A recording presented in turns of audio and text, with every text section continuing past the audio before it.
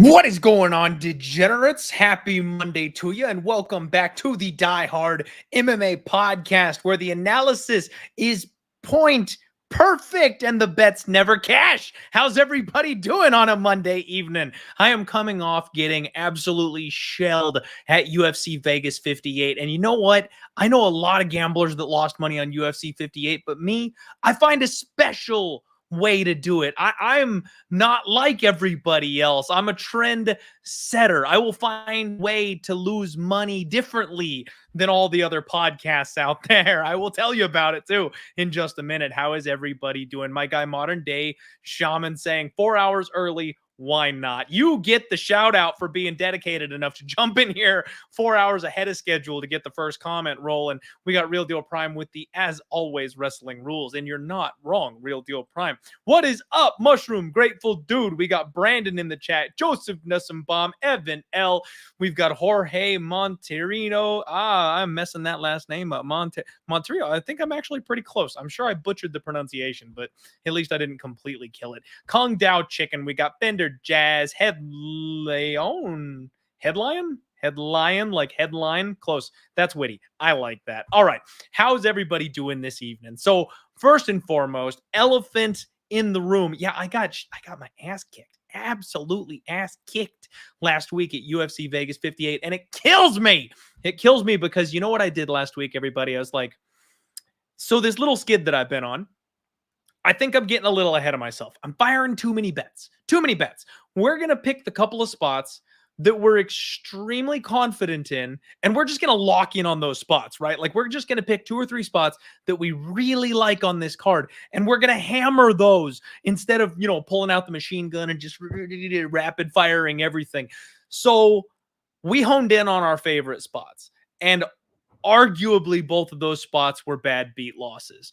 I know some of you will disagree with me, but I can make a case for myself. So first and foremost, got in on Saeed Yakub Kakramanov. It was just a 1-unit shot. I'm a little upset that I didn't go heavier on that, honestly.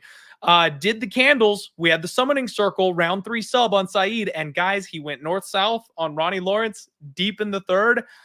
I thought he had it. I thought Ronnie was going to scramble and cause a transition. I was like, the Darce is there. The north-south choke is there. The Anaconda is there. He had opportunities to take the back. And, I know Ronnie Lawrence is a guy that's super tough to get out of there. So it's not surprising that Saeed took the route of making sure he locked up a decision win. Don't blame him for that at all. High-level fight IQ, something you love to see from a young fighter. But damn it, I thought we had the 35-1 with the summoning circle there. I really did. Kennedy and Nzechukwu, I just missed opportunity. Carl Roberson is a guy I like to fade. Had a decent price tag on Kennedy. Got cold feet because I said, you know what, this isn't my most confident spot. There's still just that little bit of doubt for Kennedy. So we didn't pull the trigger. He steams all the way up to like minus 165 pre-fight time.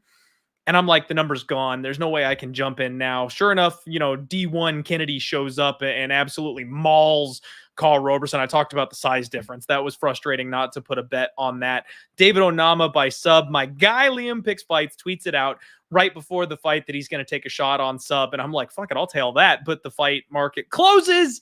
I don't get in. He wins by round 2 sub. Could have stolen that one with some help from Liam. Don't get that one. And this one, Courtney Casey got absolutely robbed blind, folks. I'm sorry. Like, I know all my analysis leading up to this thing was I thought Shevchenko was going to win this fight. And sure enough, she did. She got her hand raised at the end of it. But I really thought Courtney won rounds 2 and 3. She obviously won 3. Shevchenko had nothing left in the tank in that 3rd round. But I thought you could make a case for her winning round 2, especially the way she came on in the end there. I got in live. Plus 400 for a half unit because I'm like, this is freaking close. Like, this is going to come to the judges. I know we're flipping a coin here. Give me 4-1, flipping a coin. every time. I don't regret that live bet whatsoever. I will do that again anytime. You're giving me 4-1 on a split decision. Damn, I thought we had that one. And then the big moment, right? Tresean Gore, Cody Brundage. Shout out to Dustin Jacoby, who we'll talk about in a little bit here. He tweeted at me that I made a terrible pick. So Dustin Jacoby himself, teammate of Cody Brundage, roasted me for picking against his boy on this fight card. And you got me. You got me, Dustin. I did put 4.8 units at -120 on Tresean Gore. Beat a big line movement. I am holding that closing line value trophy this week, folks. It does not matter that I got the best of the number because, oh boy, a lot of people were talking about this fight, and I hold true to the fact that I think Tresean Gore was winning this fight up until the exact moment that he lost it. Cody Brundage gets in there on like a deep single leg body lock, and Gore manages to fend the thing off. And Brundage, like, adrenaline dumps. You can see it on his face. He's got no gas. He's got nothing left. He's loading up on one big pot shot at a time. He's skirting the outside of the cage, literally fleeing from Tresean Gore. And I'm like, it's in the bag, baby. The big bet, the one spot that we liked, the only thing that we need for us to hit in order to have a good night is in the bag. Gore is like stalking him, leg kicking him, sticking him with a stiff jab. You can tell that Brundage is absolutely terrified of the power. And a lot of people really hate my look on this because they think that Brundage was winning the fight up until that point. Go back and watch it, guys. Like, if y'all thought that Sean O'Malley was winning round 1 against Pedro Munoz by checking kicks, Gore was blocking all the punches coming in from Brundage. Like, the overhands that he was loading up on, he saw coming a mile away, covered up and blocked. Sure, a couple of jabs got through, but the jabs and leg kicks of Gore were obviously far more effective than the offense that Cody Brundage was offering. And then Gore went back to the well one too many times. It reminds me of when the Bear Jew Paul Craig threw the third spinning back fist in a row. Like, bro, you can't just keep throwing the same leg kick over and over. Cody timed it right, launched an overhand at him, hit him right on the button, and shut the lights off. All props to Cody Brundage. The only thing I can say is I guess I shouldn't have trusted a 4-1 fighter with that many units. I still think that was the bet. I still think he was the right side. Like I said, I'll argue till I'm blue in the face that he was still winning the fight up until the moment that he lost it. But maybe shouldn't have trusted him with that much money on this particular card. Seems like I picked a untrustworthy fighter to lay that amount of money on. And that was the mistake, not the read, not the, and guys, this is MMA. That's the big thing. We got to remember we are gambling on MMA. He got touched. He got hit on the button. Like, what are you going to do? Like, that's the kind of shit that happens in this sport that we love so much. The second spot was MJ and Malarkey. And I'm already seeing it in the chat. People talking about how, Michael Johnson got robbed. I completely agree, guys. I picked Jamie Malarkey here. Props to Michael Johnson. He put way more of a fight up than I ever expected here, and I honestly thought he deserved to get the nod at the end of this thing, but I had the under 2.5. How does the under 2.5 not cash? Like, both these guys are giving Kevin Lee a run for the stanky legs that they were doing in this fight, and I'm like, I didn't win the big bet, but at least I can save some face. At least I can have a half decent little night. I made a good live bet that didn't go my way. I lost the big bet, but you know what? At least I'll get a couple units back on one of these guys going to sleep. What the hell? Like, nobody hits the floor in this fight. How did the under 2.5 not cash? That's one of those ones where I'll say that's a good bet with a bad result. I will make that bet again, the under 2.5, the way those two fought every damn time, and nobody can tell me otherwise. I talked about Amin Zahabi having some upside, didn't have the balls to pull the trigger. Holy shit, he controlled that fight from bell to bell. What was Ricky Tercios doing? And then Jared Vanderaa, folks. I spoke very highly of Vanderaa on last week's podcast, and through the course of the week, I started realizing that he was this week's Sean Strickland, where you go, you know what? He's got such a big advantage. If he does grapple, he can win this fight extremely easily. However, all the interviews he's talking about snapping Chase Sherman's leg in half with a leg kick. And that's not what you want to hear. You don't want to hear this guy with a big grappling advantage talking about leg kicking. So I'm like, oh my God, like, I can't lay -170 on Jared Vanderaa if he has no interest in grappling. Sure enough, he goes out there and strikes with Chase. The bro will grapple with one of the deadliest BJJ black belts we have ever seen, but he's going to strike with a guy that's got no takedown defense and no wrestling game. Like, what the hell, Jared? Chase Sherman wins round 3 TKO. I talked about it on the Undefeated post weigh-in show. Guys, if you're listening to this, do me a favor every week. tune into the Undefeated Post Weigh-In Show. We post it right here on Pub Sports Radio. You get my closing thoughts, because every once in a while, a fight like this one, I piece the puzzle pieces together throughout the week, and my opinion completely changes by Friday. So you always got to follow up and watch that Friday show. It's a lot shorter than this one, so it should be more compact, should be easy listening, but you get a much clearer picture of what I'm deciding to do with my bets, or things that I'm simply avoiding. Like, there was a lot of dodged bullets this week that came from that Friday show. Doug Da Silva de Andrade, anybody that bet him, I mean, I swear that guy had a chance to win. If he had gotten on top of Saeed in round 3 and just like hammered elbows, I think he might have stolen the fight. It was close. I know there were a couple 30-27 scorecards for Saeed, but I thought round 2 was close and competitive as well.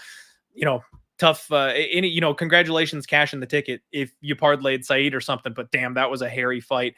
Kyle Brallo comes out and does the damn thing. I chased you guys. I bet the split decision prop at plus 650 because of the way my night was going. And this is where I'm sitting here going, guys, I need like a life coach. I need somebody to teach me how to take my own information, put it in a blender, and make better bets, because I talked about this fight going over all week. I talked about it on the Total Takedown I do on Thursdays, where I think this fight's hitting the judges' scorecards. I could have gone over 1.5 and fight goes the distance. Don't pick a side, or even bet KO by decision, which is what I felt he was going to do. All of those would have been good bets. All of those would have been fine bets. I could have double, triple stacked up on it. We could have got all the money back. But no, instead, I decided to take a shot at the plus 650 on the split decision. I mean, you can't make this shit up. I'm just a bad gambler. That's all it comes down to. And then to make matters worse, I did talk about wanting to jump in live on Rafael dos Anjos if I saw that he was being competitive in the early rounds against Rafael Fiziev, because I thought Rafael dos Anjos naturally is going to win rounds 4 and 5 when it gets there, right? So all I need is for him to steal one of rounds 1, 2, or 3, and we're good to go. I thought he won round 1, folks. That's all it came down to. I thought Rafael dos Anjos won round 1, so I jumped in at plus 125. I mean, obviously, I could have got like plus 550 or something in the 3rd round much later in the fight. It turns out 2 of the 3 judges gave Fiziev all 3 of the first rounds. So as far as the judges' scorecards were concerned, Rafael dos Anjos was a dead man walking. He needed a finish late like that, but I had it scored 2-2 going into the 5th. So I still thought there was a nice little poke there on Rafael dos Anjos, but I still managed to get the absolute worst line. So just one of those nights where all the leans that I gave, all the ideas and the thoughts I had got there perfectly. Every single bet that I pulled the trigger on, except for Saeed Yacoub, just went down in flames. I could have stacked piles on Saturday, folks. So I'm a little butthurt. But you know what we're going to do? I have hired my gambling coach, and I've brought in somebody for you today who is far more intelligent than I am. I talk about closing line value. He's the closing line value king, none other than Bets and Picks MMA, Andrew Gombas. Andrew, what's going on, buddy? Hey, man, what's up? Thanks for having me. Yeah, thanks for coming in on the show. You know the deal, man. Always love breaking down fights and stuff with you. How'd you end up doing on Saturday? I know it was a bloodbath for a lot of us. Yeah, just as I'm going to preface this. My allergies are killing me today, so if I sound weird, apologies in advance. But I had a small profit Saturday. I lost early on Lawrence, which was just not the fight I expected at all. I won on Zahabi. I won on Cody Brundage. I won on Fight Doesn't Go the Distance in the main event, and I lost on RDA in the main event. So all in all, small profit. I'll take it every time, but looking forward to breaking down this card with you. I'll be there in attendance, so this one gets me excited. That is so awesome, man. Anytime you can go to a live event, that's where it's at. Appreciate you joining us. Glad you're coming off of a winning week. Small profit is profit nonetheless. Everybody, if you haven't already, I'm sure 90% of you are, but do me a favor, go follow Andrew. He's a really sharp dude, knows his shit, does all the sports line breakdowns and stuff like that. So make sure you check him out. Real quick, we got a dono here from Takedown Bets. Many thanks for spreading positivity to the UFC community. Great reads and breakdowns with winning tickets. Oh, sorry. The winning tickets will come. Keep finding that value. Let's make some money. All hail the dog catcher. Thank you, Takedown Bets. That guy has my old logo. That's the logo. It looks like it, doesn't it? I used before I switched over to like my actual profile picture. That's People fun. can't copy your face though. So Yeah. anyway, takedown. I appreciate the love. Like you said, the winning tickets will eventually come. That's like I said, if I make 2 or 3 good bets and they lose, you got to just kind of dust it off. You know what I mean? It's like a good bet's still a good bet. I just got to brush it off, get back to it. The reads were right. I just pulled the wrong triggers. So guys, we are talking UFC Vegas 58. No, we're not. That was last week. We're talking UFC Long Island. UFC on ABC 3, I believe, is the hashtag that we're looking for this one.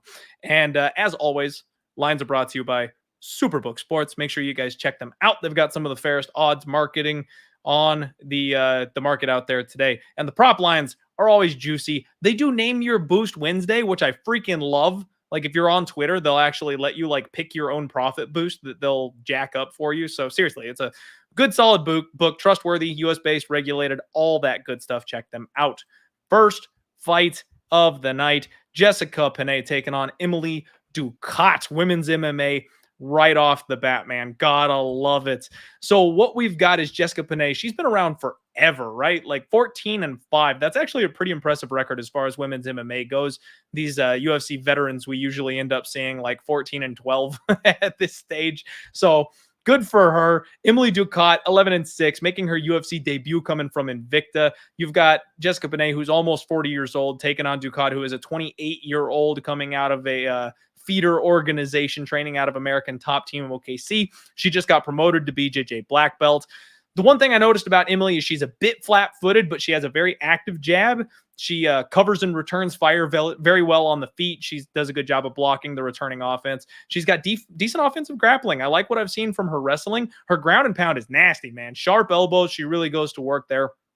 Good hips when she is on bottom. She attacks arm bars and things of that nature. You know, people probably remember Emily Ducote from her most recent highlight finish of Danielle Taylor. Taylor was supposed to be a big deal in the UFC, went back down to Invicta. Ducote got her with a nasty 1-2 head kick and flatlined her not that long ago. Ducote is a sharp up-and-comer from what we're looking at here. And the UFC is doing the usual thing. Jessica Penne is a legend of the sport. She's getting a little bit older, so they're trying to bump up the youngin' with a good, solid win or name on her resume. She robbed Lupi Godinez in a decision not so long ago. She did armbar Karolina Kowalkiewicz in round 1 the last time out. She knows how to strike long, but she's slow to reload. We've talked about this before, guys. These long, lanky fighters, sometimes speed just kills. And that's the kind of thing here on the feet that I think Ducote is going to be able to piece up Jessica Penne as much as she wants. And Jessica Penne also has a tendency to accept bottom position and fall to her back and play jujitsu off of her back there. She does have good transitions, good rear naked chokes, good arm bars, but she gets physically overpowered. I don't like laying chalk on newcomers, especially over veterans like this. But at the same time, I don't necessarily know how I'm supposed to argue a bet on Jessica Penne here in this spot. Emily Ducote minus 145, Penne is plus 125. Seems a little bit wide. I don't like laying chalk on UFC debutantes, but at the same time, I really think Emily Ducote probably has this fight mostly covered. Andrew, I can't wait to hear your thoughts on this one. And as a special surprise for everybody tuning in the chat, we're going to spice it up today. Andrew and I talked about this before the show. This is going to be a musical episode. So every pick that Andrew gives is going to be in song form. Andrew, go for it. Yeah, I like Jessica Penne here a little bit. Not a super strong conviction, but she fought the way better competition. She has really good jiu-jitsu. I just think Ducote, she's good. She has a bright future, but I think this line should be a pick-em or Penne slight fave. I think she's looked really good in her resurgence last couple fights. I was on her against Karolina. I had her money line inside the distance. Obviously, everyone's talking about Lupita Godinez like she's the best thing since sliced bread, which she has looked really good lately, but whether you scored that fight for her or not, it was a close fight, and I think Penne, at the very least, proved that she could hang with that level of competition. I think we'd all be betting Lupita Godinez over Emily Ducote tomorrow if they made that fight. So I get that MMA math doesn't work. I mean, Penne has lost to Taylor, I think her name is, a few years back. I'm picking Penne. We'll see what happens. It's not a super strong conviction, but between level of comp, the grappling, I got to make her a slight favorite until Ducote can show me otherwise. I get it, man. I get it. And as you guys can tell, I was just messing with Andrew. We're not really doing a musical episode. Double, um, double. I don't have a very good voice. dude, I don't one of my rules, I've tried to protect myself by building these little walls around things I'm not allowed to do, gambling, unless I've got a really good reason to break one of them, is not laying chalk on debutantes. Like, unless it's just clear and away, like this is a regional scene Russian monster that's coming over and he's getting a cupcake in his first fight. Like, you just don't lay chalk against a UFC veteran. And that's where this is, I think, the way I'm going to pass on this fight. I think Ducote is the side. If you gave me plus 115 on Ducote, I'd be in on a bet. I'm not laying minus 145, minus 150 on a girl who hasn't proven it at the UFC level. Her wins look good. I think she's got physical advantages. I do think that she wins, but it's all about the price tag and making sure we make good bets. So I wish everybody luck who's betting on Emily Ducote in this debut. I don't know that I'm going to. We'll see if I get there by the end of the week. You know me, I always end up going back on my word and adding shit, but at this point, I'm not planning on betting it. Have you actually made a bet on this fight, or you said you're just picking the dog? Yeah, so it seems like the line's creeping up, and I know people tend to bet the younger fighter over the older fighter, and Ducote has a good-looking record, and I think people will kind of steam that line between now and fight night, so I'm probably going to wait on the Penne line, hopefully get a better number than that is available now, but I would play this number if I had to. A good example of an exception of that rule to break was the guy who was supposed to fight Herbert Burns on this card. He was like 23-0, and he was going to kill Herbert. I don't know what happened to him, but I taped that, and I was like, this guy's really good, and Herbert Burns is not. So that would have been one of the few spots I would have been willing to break that rule. But generally, I'm in the same boat as you. Typically, it's one of the most plus EV spots in MMA betting is fading the newer fighter or a fighter taking a step up in competition as a favorite. I mean, there's obviously no one size fits all, or else it'd be easy to do. But yeah, I think that that's a pretty good rule for the most part.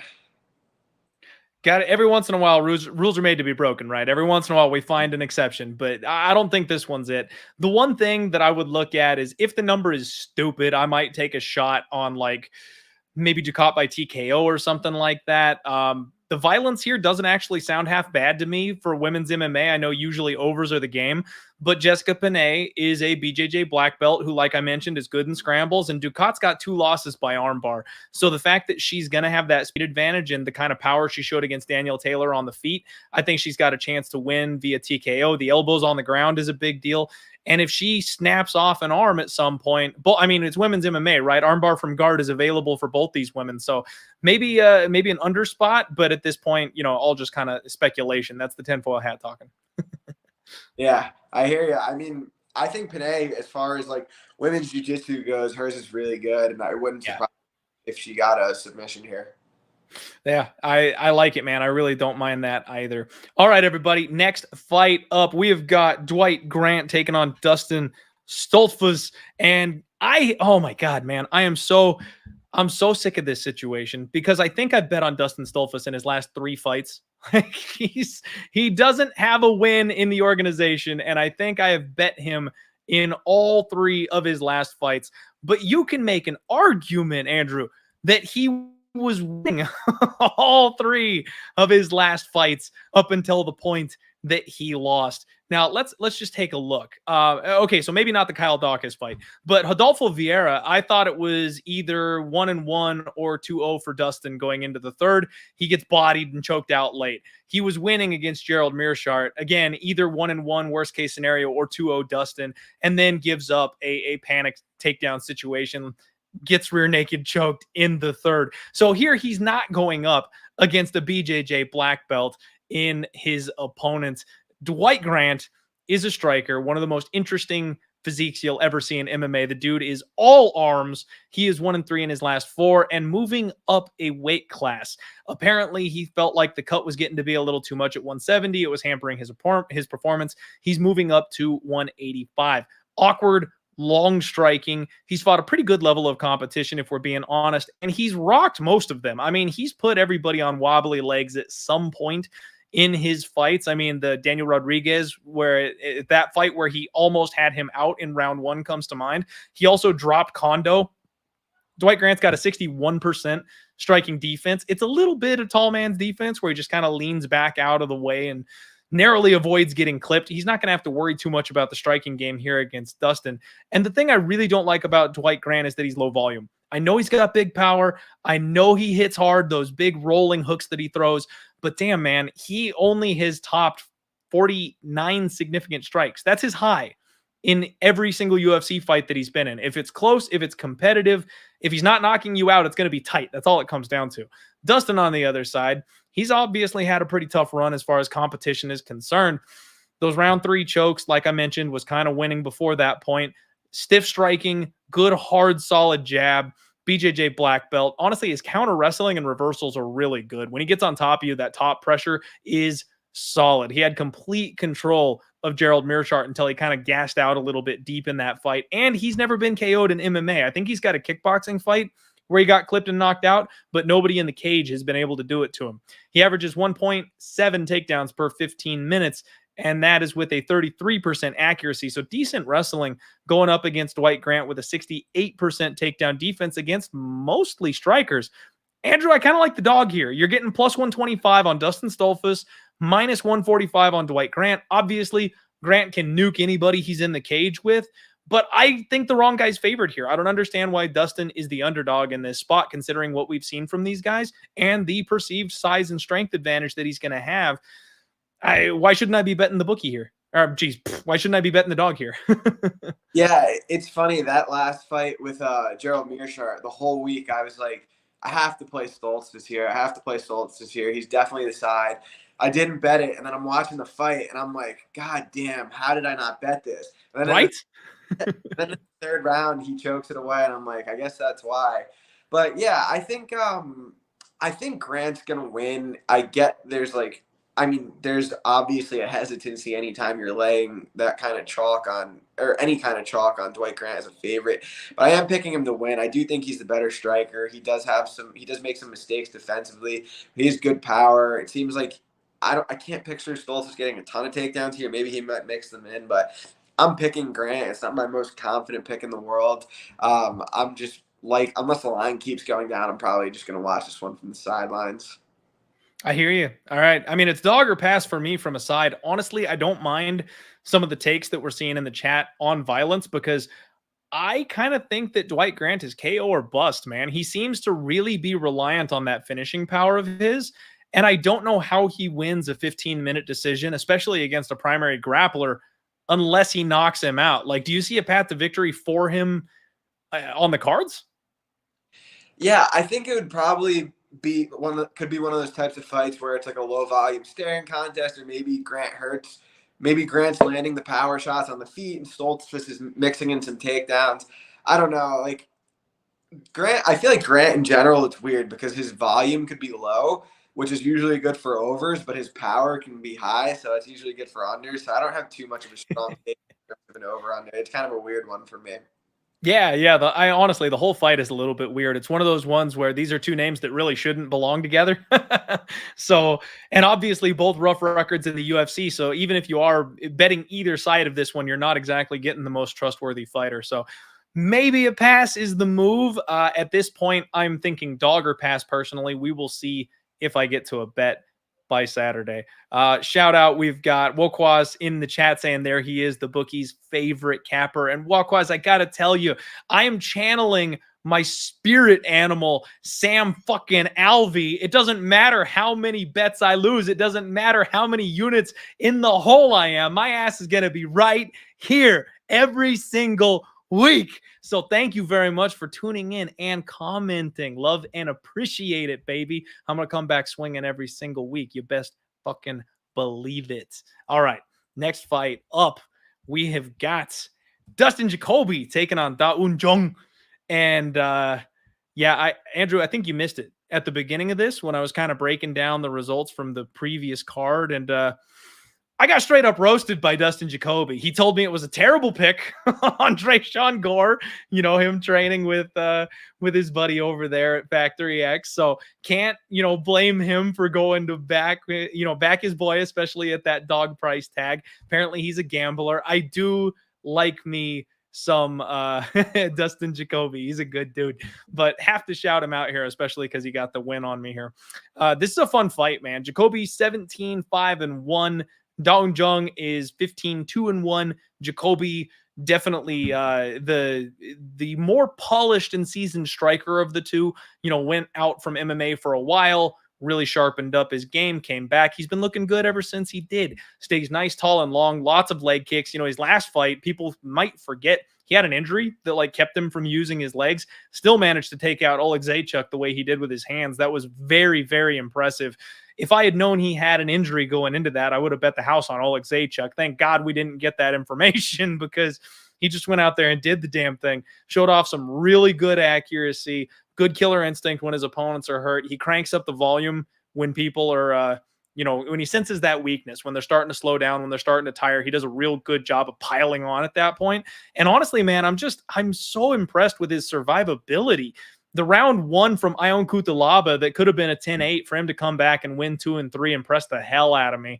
He's got a 58% takedown defense, but he's one of these guys that's got that urgent get up game that you're looking for, where it kind of doesn't matter that he got taken down in the first place because he'll still work his way back up to the feet.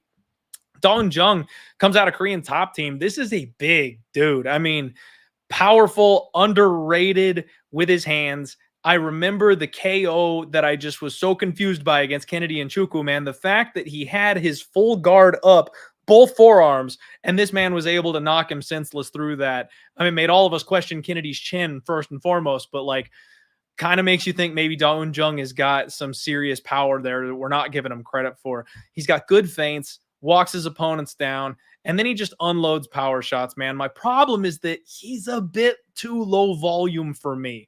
He feints a lot and then just never really quite pulls the trigger. He does average 2.6 takedowns per 15 minutes. That's a 61% accuracy, so not bad on that. 88% takedown defense himself.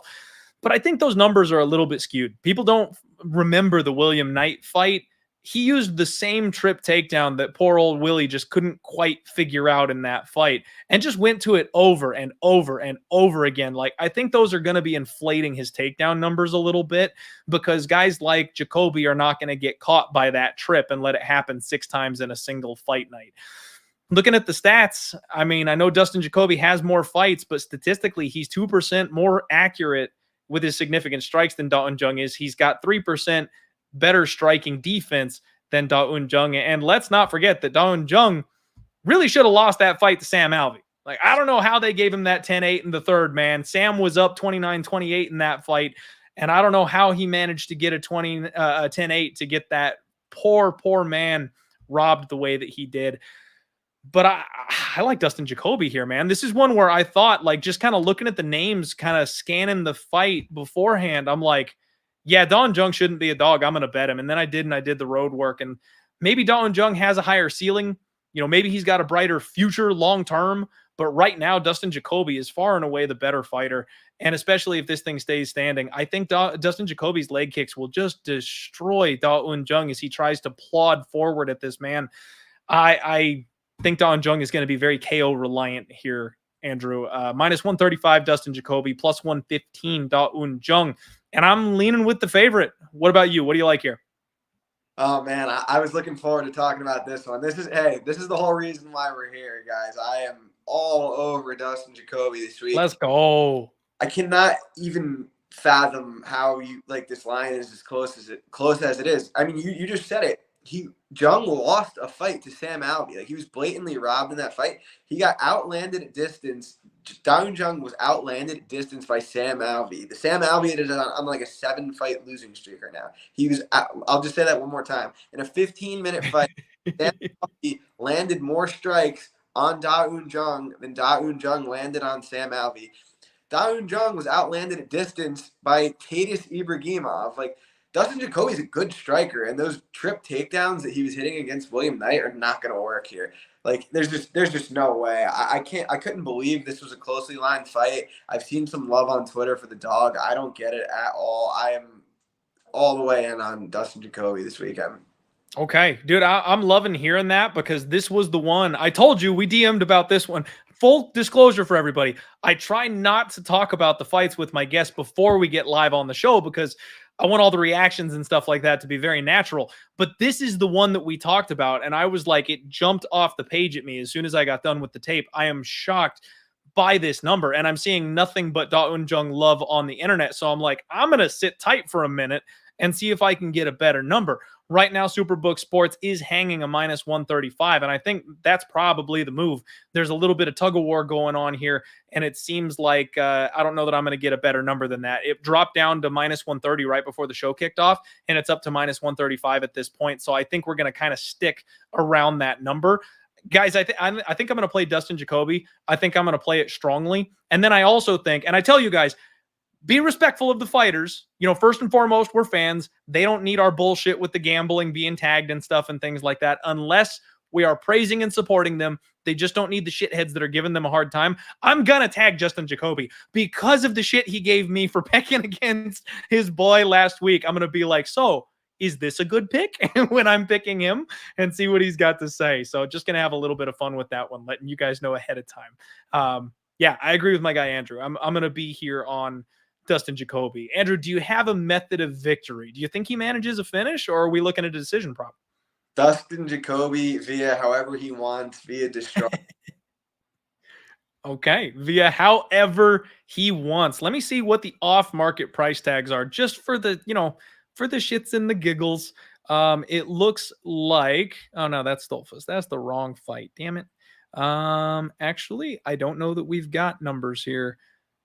Okay, Jacoby inside the distance looks like it's about 2-1. Jacoby by decision is plus 230. Interesting that the decision line is better than the inside the distance line. I find that a little surprising. I would be leaning Jacoby by decision personally, just because I think he'll play the safe game, but you never know. He might blow the leg out of Jung and get that TKO that way. So we'll see what happens. Real quick, everybody, got a shout out. Big week here gambling at Pub Sports Radio.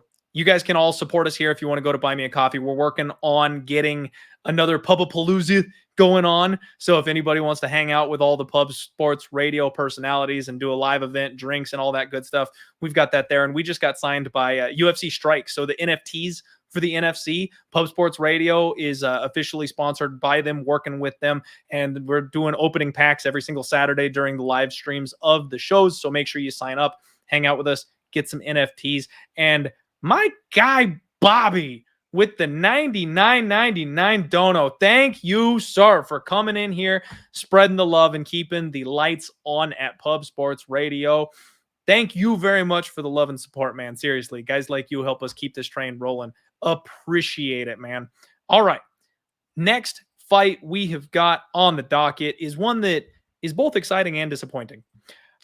Bill Algeo taking on Herbert Burns. So we had two fights originally scheduled in this slot, and they have both had a pullout situation. Bill was supposed to fight Billy Q. We were supposed to finally get the Battle of the Billies. I've told you guys before, I literally mixed these guys up. It was going to be a pain in my ass trying to differentiate between the two of them on the job when these guys go at it. And then Herbert was supposed to fight Andrew's aforementioned Russian monster, Ashkabab, I believe is how you pronounce his last name. So Ashkabab pulls out, Billy Q pulls out. They're like, screw it. Let's just throw Bill Algeo and Herbert Burns into this fight here against each other. I don't mind the matchup. I'll be honest. This is a fun fight. Bill Algeo is 15-6. Herbert Burns is 13-4. Bill Algeo is one of these guys that we like to go to war with because he's just a damn good soldier, right? That gas tank. He uses that thing as a weapon. He's durable. He's got good footwork. He relies on his head movement and his chin. He's got a damn good chin, too, to just kind of avoid his opponent's offense, stay in the fight, extend it, and then as you wear down, he starts to pick up the pace and chip away at you. Really love the way that Bill Algeo fights. He's a BJJ black belt, swings from the hip, keeps his hands low, fun to watch. 55% takedown defense, though. Again, you got to watch out for that cardio because he will get taken down and wear you out getting back up and then hurt you afterwards. Herbert Burns, 13-4, took 2 years off after his last fight. He actually had, I think, 3 scheduled fights in 2021 that he pulled out of. So he's coming in off a bit of an interesting situation here. Last fight, missed weight, came in heavy.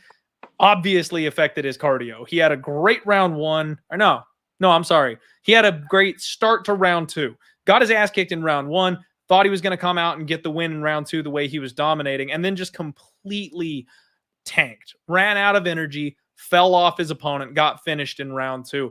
But generally speaking, Herbert Burns is not like that. If he comes in on point, if he has a good weight cut, he is nasty in round one. He comes out hard early, starts very fast, big power shots, big clinch knees. And he's one of these guys that trusts his BJJ. He's a Damian Maia type, position over submission. He doesn't do a whole lot of work with the ground and pound, but holy shit, does he lock you down. Big, heavy control from top if he gets on top of you on the ground, which kind of concerns me with the 55% takedown defense from Bill Algeo. I know he scrambles. I know he works his way back to the feet. Herbert Burns is the type of guy that will make sure you're not going anywhere once he gets you on the floor. These guys have a matching 73-inch reach, and Herbert Burns does average 4.64 takedowns per 15 minutes, hitting at an 83% accuracy. Small sample size, but shit, those are good numbers.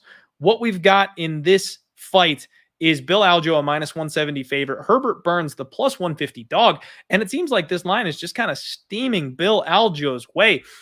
Andrew, I can't help but think that this is maybe a little bit of recency bias. I kind of think the last fight for Herbert Burns is really just standing out in everybody's minds, and they maybe watch that back and forget that he had potentially an injury and a bad weight cut and came in 6 pounds over. And like, that really wasn't Herbert last time out. He looks like he is in great shape. Looking at him on Instagram right now, he's training with his brother Gilbert. So, I mean, it doesn't get much better than that. I kind of expect a better version of Herbert here in this spot. I'm a little tempted on the dog. What about you, Andrew? What do you think of this fight? Yeah, maybe I'm being a little bit harsh, but I'm not too high on Herbert Burns. I think a lot of his win equity here is an early submission. And to your point, Algeo, although he can be taken down sometimes, he's very good at getting back up. Sure, Herbert Burns could potentially get a back take early, but I don't think it's like an insta-tap if he gets on top. Like you said, I'll repeat myself, he has very good get-ups. Algeo does. Algeo is the better cardio, better striker. I like Algeo a little bit in this spot. It's not a super strong conviction because, again, we do have a little bit of a layoff here for Herbert. Algeo does have some flaws in his game, but I do think he's going to get it done here. I'm picking Algeo to win. Okay, so we are head-to-head once again here on the pick. I think there's a little bit of value here on this dog. And Lou calling me out about to get a bet against the Philly guy for the 20th time in a row. I don't know how that happens, Lou. Like, I really don't. It's not intentional, but somehow I always seem to bet against the Philly guys. Yeah, nothing at this point for me. Total set at 2.5, over 2.5, -130, under 2.5, +110. The way Herbert fights, I don't really hate an under, but at the same time, Bill could need that last 2 minutes and 30 seconds to get him out of there if he does end up, pouring it on late and Herbert kind of slows down and gas out. We always talk about the siblings, right? A side, B side. Gilbert, obviously the A side of the brothers here. But I also just think that we haven't seen enough of Herbert with him having the long layoff that he has. He might show some serious improvements. We know it's genetically possible for him to look like a badass. So not sure. This is one that, honestly, Andrew, I'm going to wait for weigh-ins just because of what happened last time with Herbert. I want to see where this line goes, and I want to see that he can actually make weight before I put any type of money on him. Fair enough. Yeah, I don't blame you. It'll be interesting to see the weigh-in for this one. Yeah. And guys, seriously, is Bill like a Philly guy? Like, does he fall in the same category as the other Philly guys? Do you know, Andrew? I have no idea. I didn't know this from until someone said it. I've got a reputation, and I swear it's not on purpose. So, like, I'm trying to make sure because Andy G says fade the Eagles. Gotta love it. Football season's almost here, folks. I know I'm an MMA guy, but I can't wait. All right. Next fight up, Ricky Simón taking on Jack Shore. And this is another one, Andrew, that I'm so curious to get your thoughts on, because when this line first popped up, I talked with a couple people about the fight. No tape study, just kind of going off my memory. And Ricky Simón's a good soldier, man. Like, I love the way this guy fights. He's an elite level talent. He's got that grinding grappling style. He showed in his last fight that his striking is improving. I mean, he put away the ghost of Rafael Assunção with big power shots. I know it's not that impressive considering Rafael's basically dead at this point, but that's still a new wrinkle to the game of Ricky Simón, who was just kind of a grinding wrestling grappler and nothing else up until this point. Now he's starting to finish people. I kind of thought this line was backwards. I'm like, Ricky Simón is being disrespected. He's been in the UFC longer. Jack Shore is, undefeated. He's got that hype. God, man. And then I went back and I watched that Timur Valiev fight. And I'm like, oh my goodness, the way this kid moves on the feet. He is so slick, good footwork, active with his kicks. And then even when he does get taken down, I love his butterfly hooks, the sweeps and the get-ups that he uses. Like, he's not afraid to get taken down because he's a good, strong wrestler himself. And he's got the ability to work back up to his feet. His counter striking is on point. That lead left hook is nasty. I think he's going to have a speed advantage here over Ricky Simón. And I've talked about how that's one of the big things that I believe in is when someone's got a speed advantage. More often than not, you want to be on that side of things. He's going to have a 2-inch reach advantage over Ricky Simón. I'm kind of selling myself on Jack Shore in this spot after all things considered. And I kind of hate that because anytime there's a hype train, I like to try to actually fade the hype train and be on the other side. But I don't know if I can help it this time, Andrew. Jack Shore is a -170 favorite. Ricky Simón, the +150 underdog. Do you have any significant leans one way or the other on this one? No, I don't. I thought I would like Simón more than I did before I taped the fight, and then I taped it. And I mean, I was on Shore against Valiev, but I got a really good number. I got +140. I think he closed -125 or something like that. And yeah, I mean, Jack Shore is good, guys. So is Ricky Simón. I can't believe this fight isn't higher up on the card. These guys are really solid. I think we're going to get a mix of everything here. I think at the very least, we'll get some questions answered about both of these guys in this spot. I think there will be striking. I think there will be grappling. I slightly do lean Jack Shore. I wouldn't play him at the current price. I actually, if you put a gun to my head, I would play the underdog at this price, but I am picking Shore to win. I'm very much looking forward to this one. That's kind of how I'm feeling at this point, Andrew. I hate to say it, usually dog or pass is my mantra, but I think this one's favored or pass. But the wider this line gets, the more I'm enticed on the dog. And I know some people don't understand that concept because just pick the winner, right? But I really think that Ricky Simón could get disrespected if this number gets up to +180 or something. We're gonna have to jump in, right? There's no way you can turn down that kind of a price tag on this kind of a fighter. So I'm tentatively looking at maybe betting the dog depending on where this line goes. I will say that Jack Shore is my pick, but I fully expect this fight to be very competitive, man. Absolutely, yeah. I think there's going to be sharp action on both sides here. If I had to guess, the early money it seemed like it was on Shore, and now it looks like there's a bit of a pushback on Ricky Simón. So I'm looking forward just to see where the line goes, let alone the fight. And then obviously the fight's going to be awesome. So this is a fun fight. I currently have no bets, but the pick is Jack Shore. Okay. I hear you, man. I like it. And I know usually fireball and popcorn means a bad fight that you want nothing to do. No, get your fireball and popcorn before this one starts, because this is going to be the one that maybe you don't need to have the investment. You just might want to sit back and watch this one because we're going to get some serious questions answered. This is the winner of this fight really needs to go fight Sean O'Malley. That's what I want to see is whoever gets this dub goes and takes on Sean O'Malley is what I'm looking for. So got the undefeated prospect in Shore. Let's see if he can keep that. Oh, Ricky Simón. Let's see if he can finally get the respect he deserves and take that step up in the division. Hey, guys, we got 190 people watching, hanging out here on a Monday night, UFC on ABC 3. I am joined by my guy, Andrew Gombas. You know him from pretty much everywhere in the betting sphere, so make sure you give him a follow. One of the sharpest dudes I know. We're going to take a real quick break to hear from our sponsors. We'll be right back to break down the rest of this card.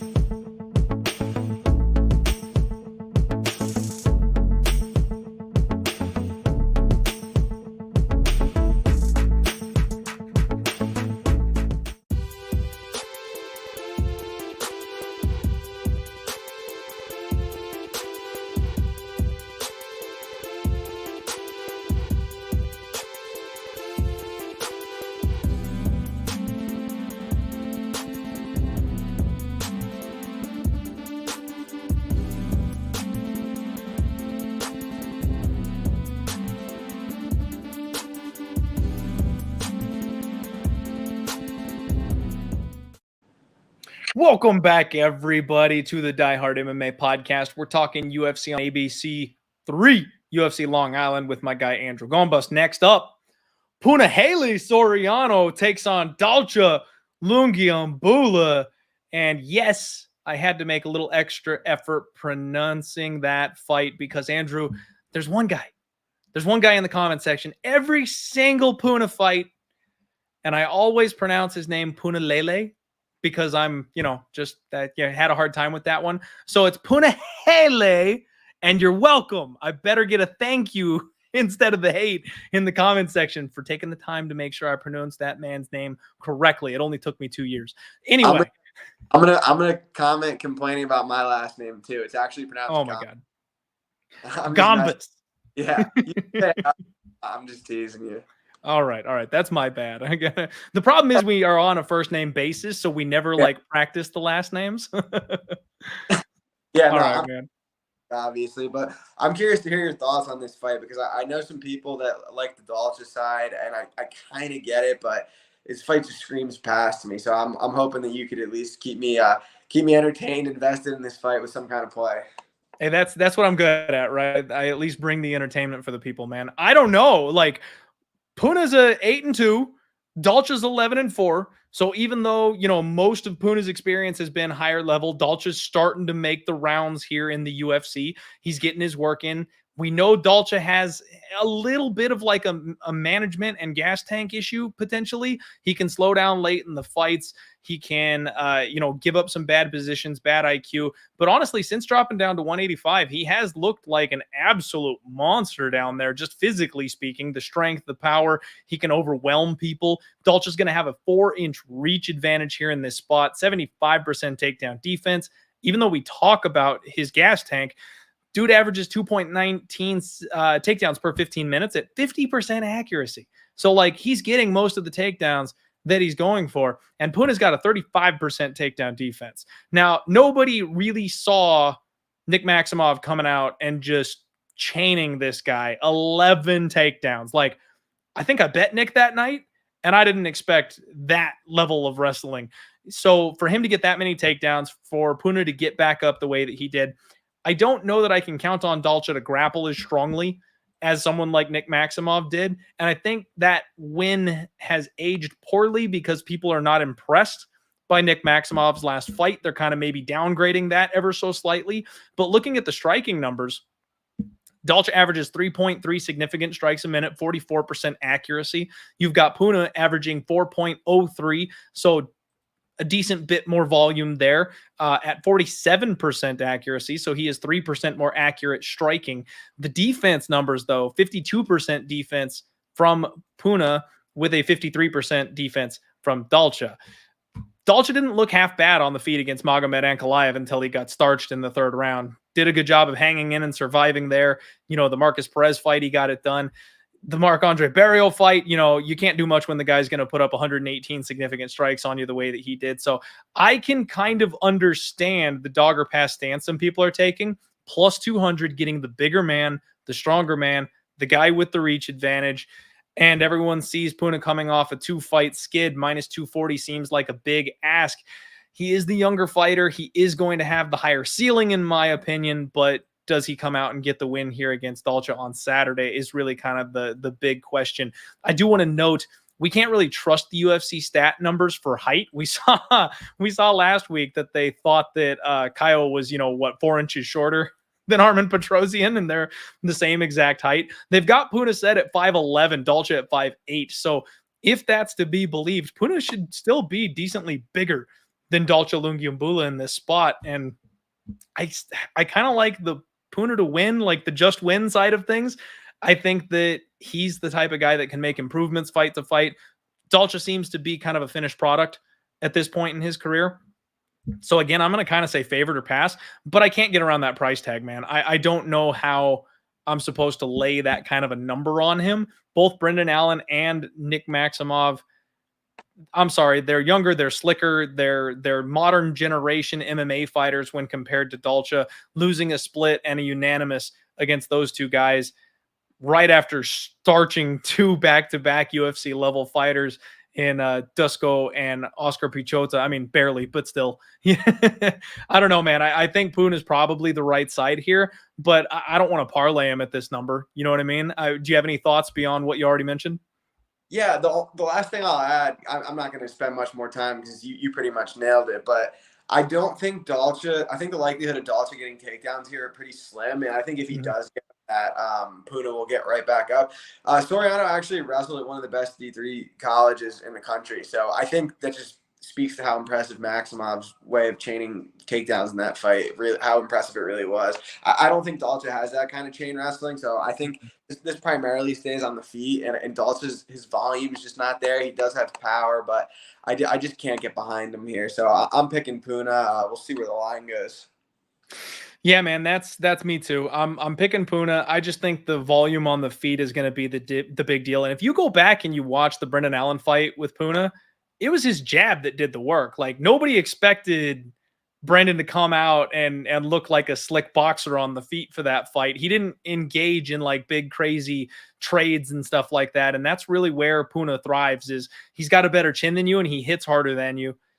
I kind of feel like that's what Dalcha is going to bring to the table. You know, if he gasses out and slows down, if he does go for those takedowns that he tends to do once or twice per fight, I think that Puna might be live for a late finish in this spot. You know, round 2, round 3 KO if Dalcha decides to go ahead and slow down a little bit. So the more we talk about it, the more I'm kind of believing in Puna. I still don't necessarily like the number, but that's definitely going to be my pick for this one. Yeah, Sam. Ooh. Bob shouting out here the good stuff. Dustin Jacoby is minus 120 on Caesars at the moment. Wow. Why is it? See, that's my thing, man. Like, it always freaks me out when the market moves that hard the other direction. But yeah, that's a number I would want a piece of for sure. Got the hammer coming from Andrew over there, so you all know what that means. Next fight up. I'm sorry, what was that, Andrew? Hammer time. Hammer time. Let's go.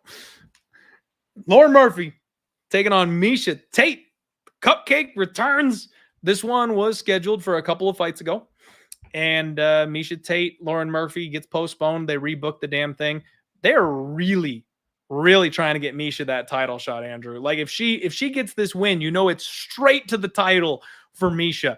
But let's not forget that, you know, not all the narrative stuff circling around that. Miesha Tate, former champion, coming back after the long layoff, looked amazing in her first fight against 47-year-old Marion Renault. Like, you know, gets beat in her next fight pretty handily. Now she's dropping a weight class.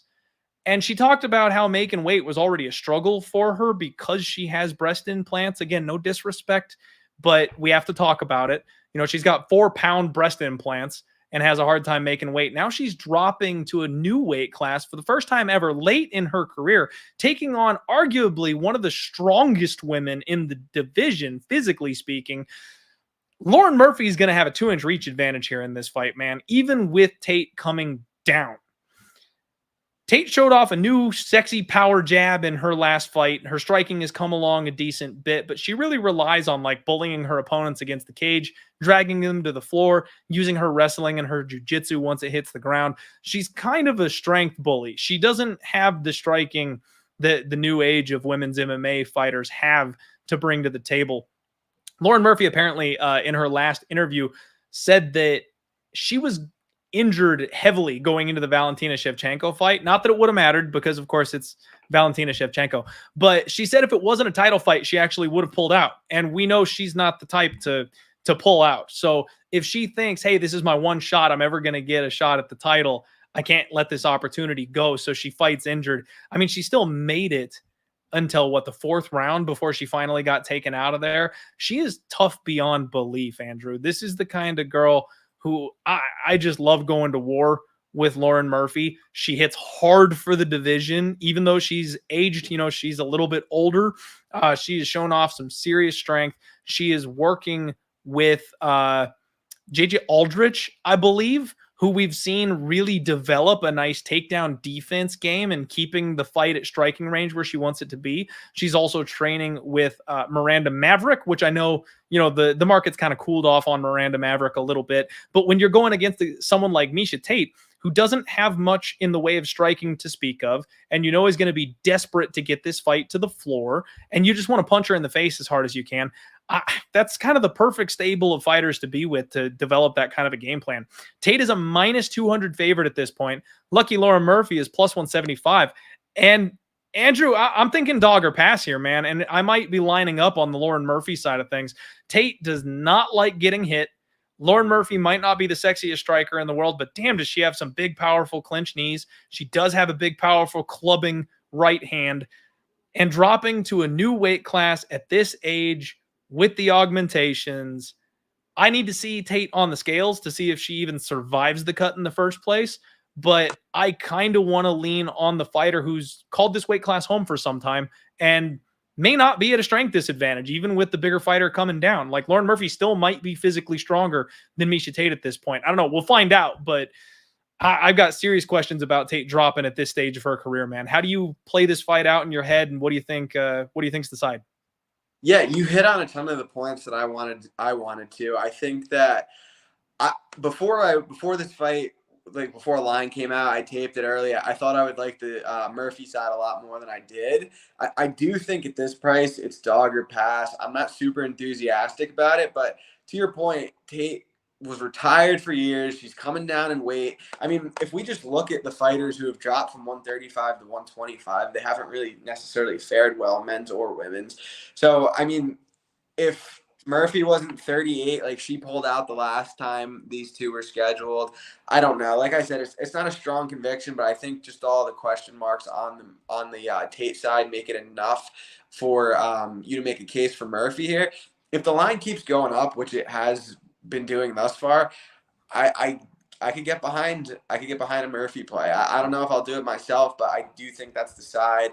I get why Tate's the favorite, but from a betting perspective, it is dog or pass in my opinion.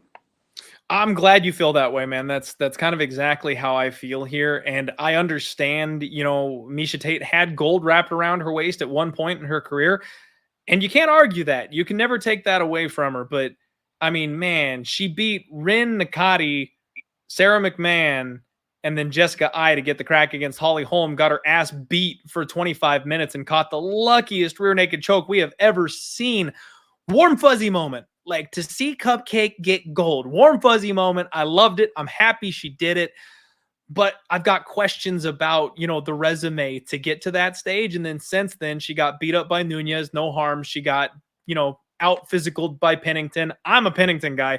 No harm. And then she beat Marion Renault, the oldest rostered fighter who retired shortly thereafter. That's her only win, man, is Marion Renault. And even though she looked good in that one, she was massively the bigger woman, almost 10 years younger than her. Like, of course she's going to win that fight. And it wasn't without its hairy moments. I don't know. I just think even though Lauren Murphy is a little bit older, I think she's far from done. You know what I mean? She's kind of a late bloomer in MMA. I don't think that she's knocking on the door of retirement or anything. Not a big confidence bet. Not something that I really want to get overextended on because I know I've done that a couple times recently. But I do think it's dog or pass. And maybe even another live betting entry, because if you see Tate win that first round, but Lauren seems to be the fresher fighter coming out in round 2, you maybe get a better number and might be able to jump in at that stage and have the fighter that can take over. Of course, we need to watch the scales for this one too. Andrew, do you do much in the way of live betting at this point, or is it mostly pre-flop stuff?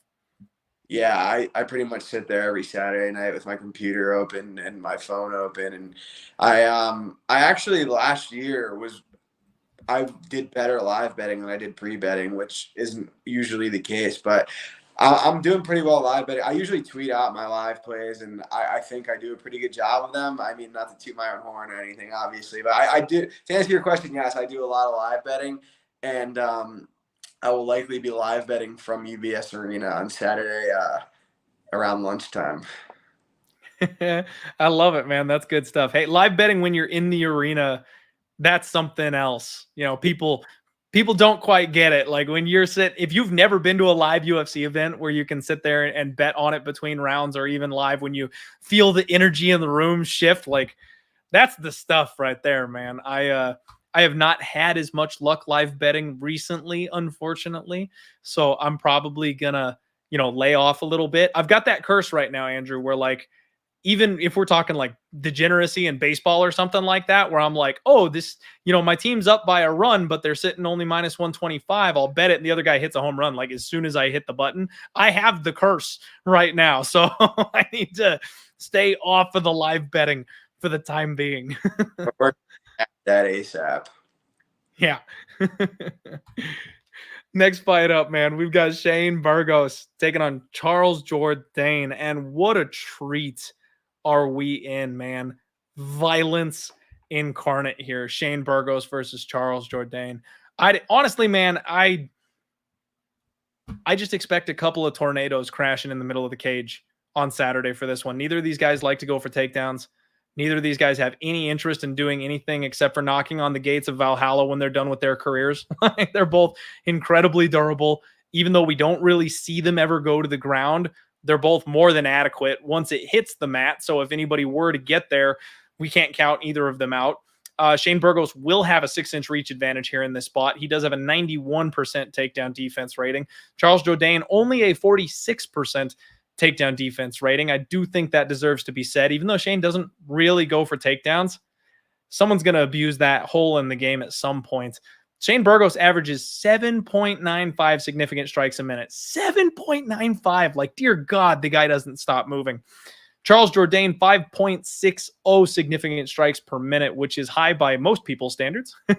And even though Shane Burgos has damn near 3 significant strikes per minute more, he averages 52% accuracy, which is 3% higher than Charles Jourdain.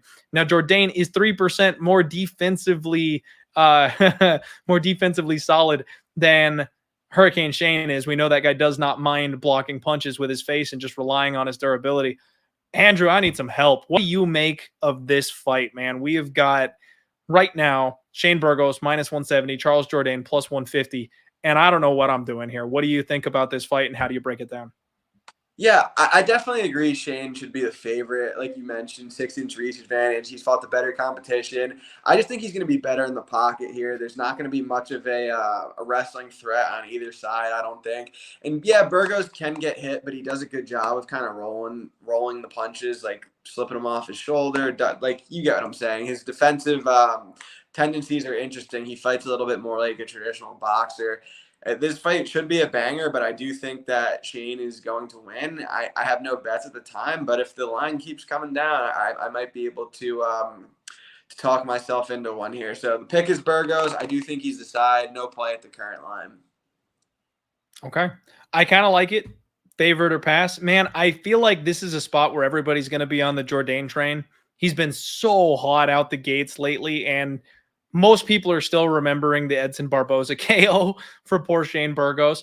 He looked really good in his last fight against Billy Q. Put up 193 significant strikes in that fight. Like, dear God, Billy Q is one of these gas tank fighters, and he still outgassed Billy Q. Insanely impressive. But Jourdain, he's taking heads, man. I mean, I know he got subbed by Julian Erosa in the 3rd round not too long ago, but he was very impressive against Andre Ewell, almost got him out of there in the 3rd, and then did get Lando Venata out of there early. I thought that fight was going to be a war. Charles Jourdain came out and got it done quick. My only concern, though, is that personally, I rate Lando Venata a little bit lower, maybe than some people had going into that fight. And Andre Ewell is a guy that I've been firmly saying that I do not like his game, and I've been looking for spots to get him. I think I had the round 3 sprinkle on Charles Jourdain that night because we know he just empties the gas tank and can't keep up with a 15-minute fight. So the strength of schedule for me really kind of has me firmly believing in Shane Burgos. Not that Charles Jourdain isn't, quick and explosive enough to catch this guy, but it took Edson Barboza cutting off the nervous system for him to go down. You remember the delayed reaction knockout? Like, he still almost fought through a knockout punch from Edson Barboza in that fight. And he went 3 hard rounds with Josh Emmett without going down. Like, this guy is damn near impossible to get out of there. I don't rate Charles Jourdain on the level of a Calvin Kattar, who was also able to get Shane Burgos out of there in round 3. I kind of like the favorite here, maybe a little bit more than I should, but I almost am willing to bet Shane Burgos at this minus 170 price tag. Yeah, it's definitely. I feel like it's got to be Shane or Pass here, just based on like the stuff we touched on. I get it. Like Jourdain's hot right now, but I don't think this is the best matchup for him.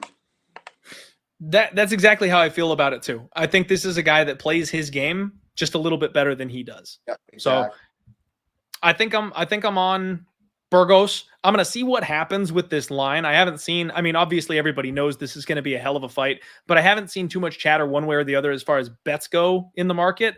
I'm kind of hoping there's a lot of Jourdain love and I can get this down to like a minus 150 or something. But I think I'll probably end up having a Shane Burgos bet come Saturday night. Love it. Yeah. Quick shout out to JR here saying, Clint, I heard you used to train MMA just so you can get taken advantage of and thrown around in sexual positions, you freak. Actually, JR, it's so I can defend myself from being thrown around and taken advantage of in sexual positions. You should see my triangle choke, son. My arm triangle? Arm triangle from guard is my favorite move of all time, man. Hit that sweep reversal, get on top, tap him out. It's good times. It's good times. I love the banter, though. I'll give you your moment. It's worth it. You're funny. All right. Next up, we got Matt Danger Schnell taking on Sumudaerji, which I'm still not entirely sure if that's a first and a last name or if it's just a first name. Sue has the eye of the MMA community, man. This kid is tall. He is long. He's a pretty damn slick striker. He has not fought the greatest level of competition so far in the UFC to date at this point yet. And Matt Schnell, he's a bit of an interesting case for all of us, right? He's got some really good, solid technical boxing. If he can turn a striking match into a technical striking match, he actually stands a pretty solid chance with his hands. He's defensively sound for the most part, but what I called in his last fight against Brandon Royval, I should have. That's another one that I really should have just backed the dump truck on, Andrew, because I called the fact that the chaos Royval causes was going to be an issue for him. And as soon as he hurt Royval went into that tornado mode that he does and hurt him, dropped him, subbed him in round one. If he had been ready for the chaos, I think that fight potentially ends differently. Like Matt Schnell is one of these guys on his best night that can give the top 10 a run for their money. Sumudaerji is going to have a 2-inch reach advantage here in this spot. And his striking defense is off the charts. I mean, against Rukadashev, poor guy basically couldn't even touch him because he kept him at range. And Malcolm Gordon got starched early. Andre Sukumtath, but that's his last 3 wins, man. Those are not impressive names whatsoever. His UFC debut was a sub loss to Luis Smolka, and that is Sumudaerji's method of choice for losing. Every single loss he's got on his record is by sub. Matt Schnell may not be the best wrestler out there, and honestly, he doesn't even really pursue the takedowns all that much. That's like this week's Sean Strickland, is if Matt Schnell were to grapple, I think he probably wins by sub relatively easily, but he's going to have to rely on a knockdown or him doing something differently than we've seen him do in his past 3-4 fights for him to get the fight down there. I'm a little tempted on Matt Schnell, just maybe by sub, like just because of that finishing upside, because he can get the submission on someone like Sue, who is not defensively sound, grappling whatsoever. But damn, the chin on Matt Schnell is really the problem here for me, Andrew. It is so hard to trust this guy on the feet. Even though he's a good boxer, he can get hurt and dropped and killed by pretty much anybody at any point in time. Maybe I'm looking violence. I don't have a total yet, but this seems like a fight where both these guys could potentially finish. What are you doing on this one, Andrew? I'm doing nothing on this one. I don't have much of a strong opinion at all. I think the line's about right.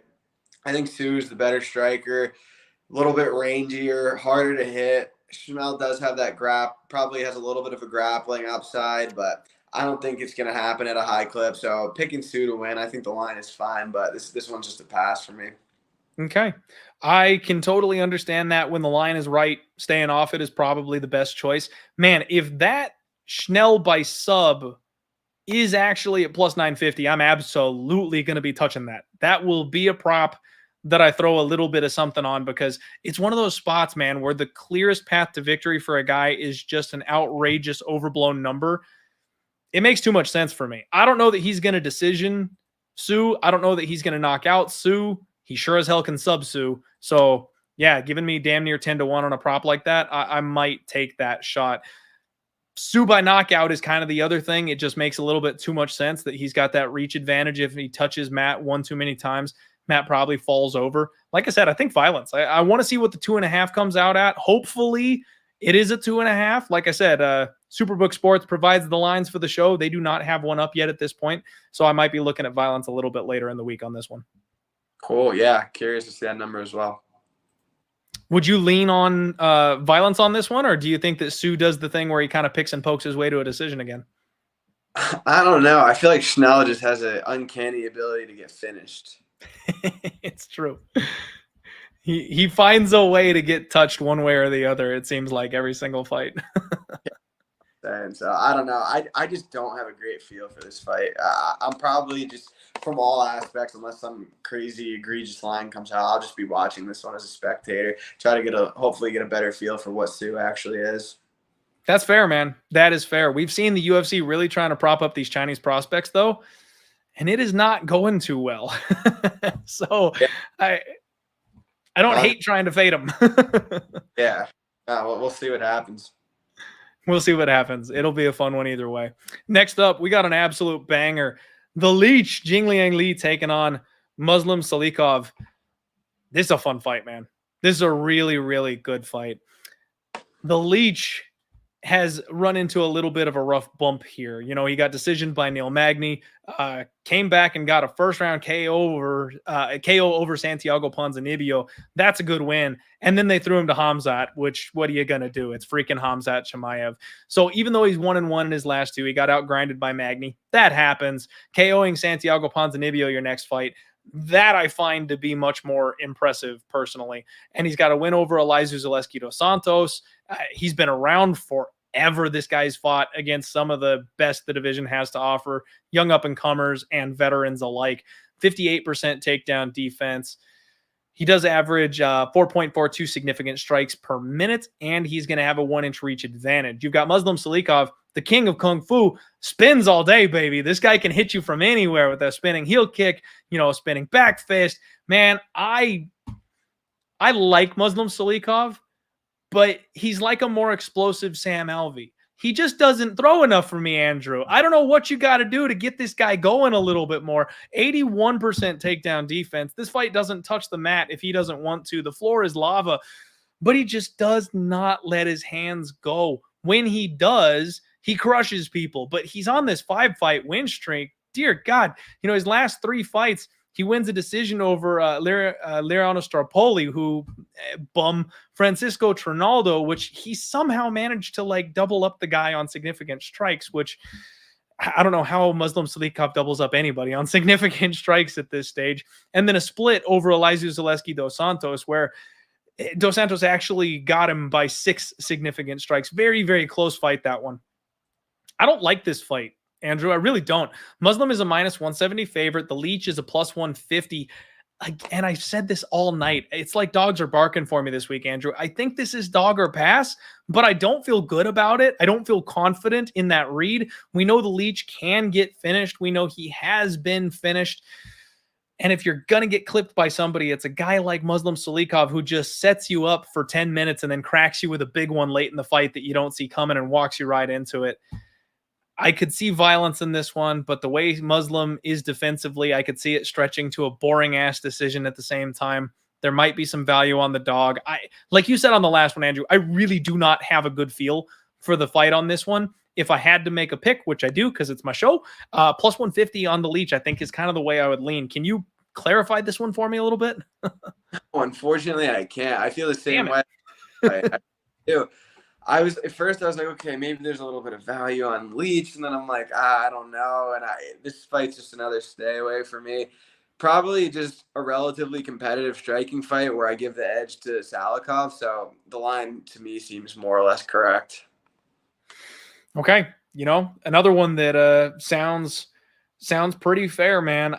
We're seeing some opinions here in the chat. Again, I lean to violence and I lean to the Leech.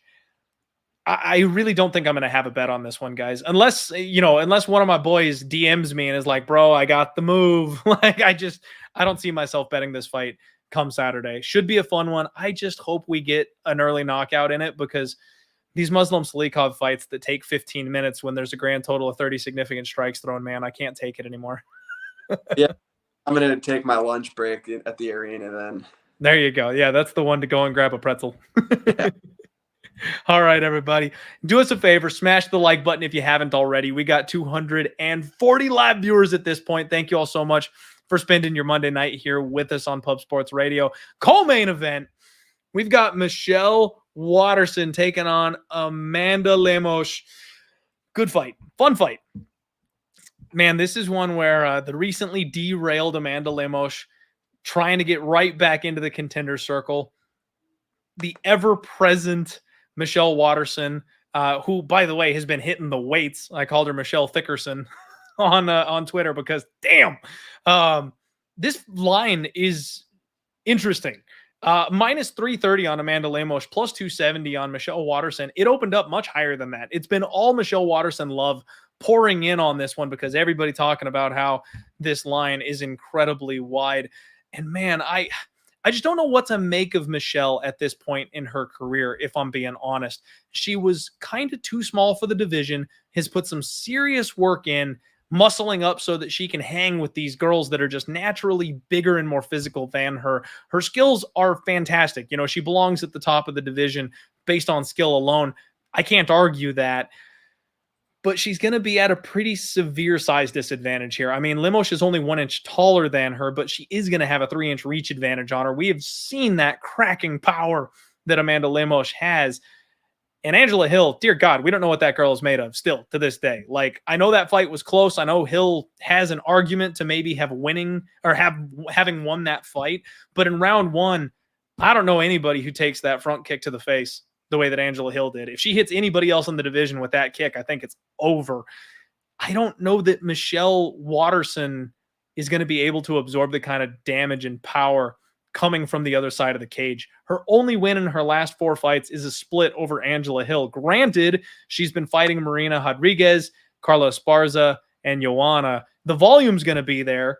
You know, she's going to try and outwork her opponent, maybe, because then I go back to like what the Carla Esparza fight where they like stared at each other and it was a split decision. Nobody tried to do shit. There was like 40 strikes thrown on either side of the cage. Like, I just don't know what to do with Waterson. I know she's got the jiu-jitsu, but she's not going to standing triangle choke Lemos the way that Andrade did. I don't know that she's going to be able to take her down. 88% takedown defense on Lemos. If I'm being honest, man, this feels like the old man fishing in the commercial. You got to be quicker than that with the dollar that he's like dangling over the girl. It feels like the bookies want all the Michelle Waterson money this week. I'll be honest with you. I kind of think Lemos goes back to the knockout ways in this spot. I don't see much of a path to victory for Michelle, if I'm being honest. What do you think? Yeah, I was bummed when this line first came out and Lemos was such a big favorite. I was kind of hoping for like minus 200 on her. I think the power edge is just going to be too much here. We don't really know what we're getting with Waterson considering the layoff. And like you said, like I think, is this fight at 125 or 115? Because on Tapology, we've been trying to figure that out. We don't know, man, because it's listed by the UFC at 1. It's listed on Tapology as the other. Tapology has usually been solid, and they've got it at 125 at the moment, which kind of terrifies me. Like, I know that Michelle put a whole bunch of muscle on, but I don't know that 125 is going to help her against somebody like Amanda, man. That feels like a bad choice to me. I'm hoping it's maybe just a mistake and it's at 115. Yeah, if you put a gun to my head, I think it is at 125. Like, that's where Lemos' last fight is. To your point, Waterson seems like she's trying to move up in weight. I don't think it's a good move for her. I didn't even think she was a big 115 pounder. Like I said, I just think the power edge is too much here. We don't know what we're getting with Waterson after this layoff. So I'm picking Lemos to win. I'll cross my fingers and see if people bet the dog down to a playable line, but I can't see it. And my boy Billy Briz in the chat saying Lemo season. I don't mind it. I don't mind it. Yeah, man. I think Lemos is probably a safe enough parlay piece at this point. I know all the sharp bettors are going to roll in and be on Michelle Waterson at this number. I know that, and maybe I'm getting a little too far ahead of myself on the just win train. But like I said, I don't see much of a path to victory for Michelle Waterson. Lemos is going to be landing the more significant strikes. So if it's at all close, it's going to look like Lemos is doing more damage.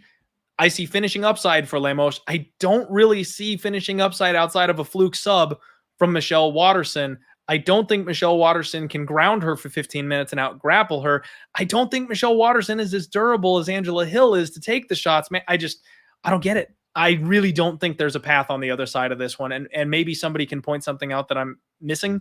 But yeah, man, I think this is the, you remember like 2-3 years ago where the Cleveland Browns lost every single game the whole season, but the sharp bettors were on them every single week. That's what this spot feels like to me. That's funny. Yeah, I think Waterson probably needs a back take to have much of a shot, especially in regard to finishing the fight. Because I like, even if the striking is kind of even on the feet, all the power is going to be on the Lemos side. So I do think Lemos gets it done here. Okay. Glad we agree on that one, man. I'm glad we both are siding on the minus 750 favorite here. All right, everybody. Main event time. Let's go. Brian T. City Ortega taking on Yair, Mr. Punchable Face Rodriguez. I have not made it clear enough that I don't like Yair Rodriguez on this podcast, folks. The guy, I'm sorry, he's just a dick. No, this is going to be an excellent fight. I love this fight from a matchmaking perspective, man. Like, this division really is struggling right now. They've got the king ruling with an iron fist from on top of his throne. And these are a couple of guys that just got to do business. You've got a 2-inch reach advantage for Yair Rodriguez. We do have a distinct grappling advantage for Brian Ortega. And while I would estimate that Yair is the slicker striker, you know, his last fight with Max Holloway, the war he had with Chan Sung Jung before that, like, this guy is so slick on the feet. But Brian Ortega has really been showing some improvements. Like, I know his last fight with Volkanovski, not a good look. I mean, damn near finished the champ. But outside of that, not a good look. Before that, though, when he fought Chan Sung Jung in 2020, he looked like a whole new man. Like, the striking improvements that Brian Ortega is making are drastic.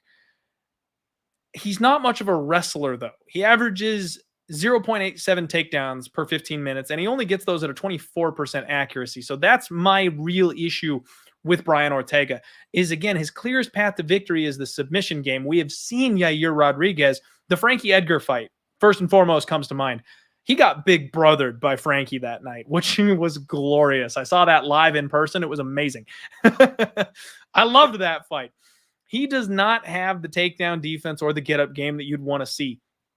I really think that Brian Ortega can tap him at first opportunity when this thing hits the mat. I'll be honest with you, Andrew. And when they are on the feet, I think even though Yair Rodriguez has the edge, it is more competitive on the feet than it is going to be on the ground. So personally, after like really digging in on this one, again, I really kind of expected to load up on Yair Rodriguez because the striking difference, but I think the greatest path to victory is held by Brian Ortega.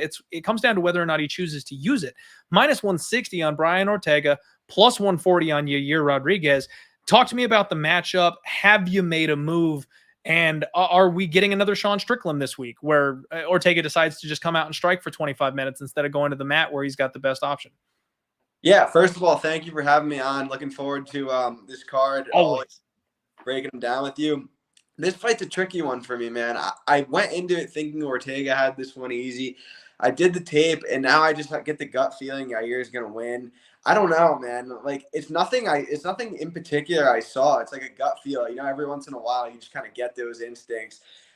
Ortega on paper and on film has a big durability edge. His durability is crazy. His cardio is great. I mean, this guy's taken a beating in fights before. I've cashed 2 of my bigger plays ever against him. I had a max bet on Volkanovski, and I had a sort of a max bet on Holloway, and those were both like very playable odds. I don't know.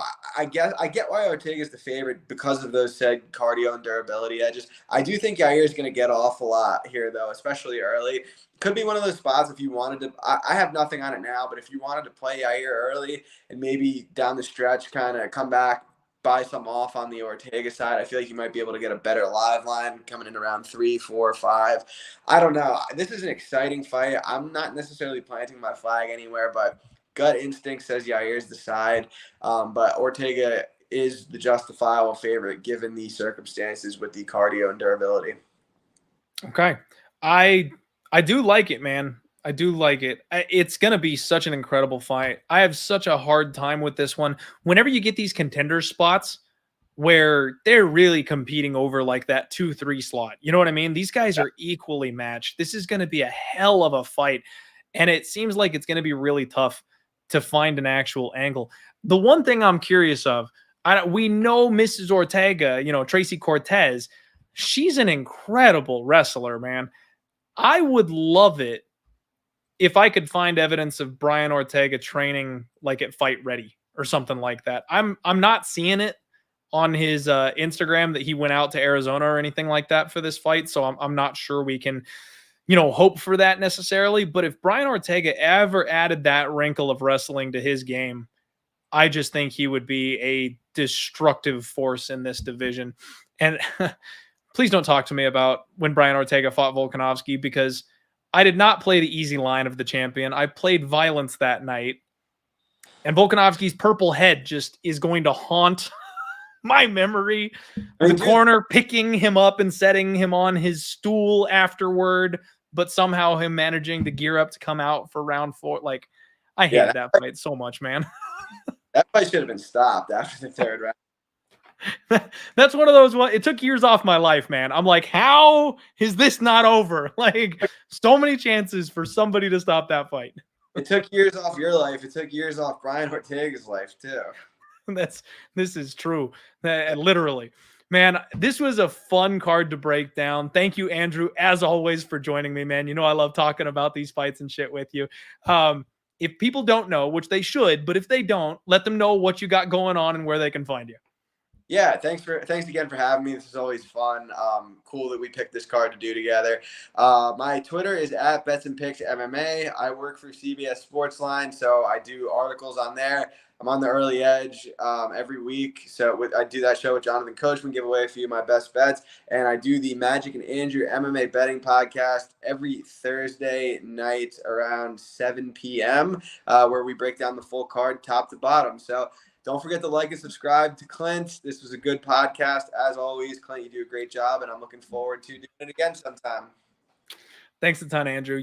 Man, you're part of the stable. We'll have you back for sure one of these days, sooner than later. Good luck on Saturday. Good luck to everybody watching. Everybody follow this man. He's a genius. He always has the closing line value. He's a good one to follow on Twitter. And when he roasts people, it's just when people talk shit and Andrew chooses violence, it's fantastic. You want to be there for it. Mushroom! Tweet me right after the show. I'll follow you back. You deserve it, buddy. You're always in here hanging out. All right, everybody, go out there, kick some ass, have a great week. Make sure you gamble responsibly. Never bet more than you can afford to lose. Bankroll management, first and foremost, very important. I've got a big-ass hole to dig myself out of for the rest of the year now. Bet your ass I'm going to do it. I've got 5 months before the end of 2022 to get my ass out of this hole, and we're going to get there. So don't you worry. Hang out. Congratulations if you've been fading me. You're like rolling in dough right now. We're going to take it all back. You watch in just the next couple of events. So everybody hang in there. Have a good week. We will catch you next week. Thursday, Total Takedown. Friday, Undefeated. Make sure you catch it. Tune in here to Pub Sports Radio, and I've said way too many things. This outro has gone on far too long. Have a good week. Make sure you got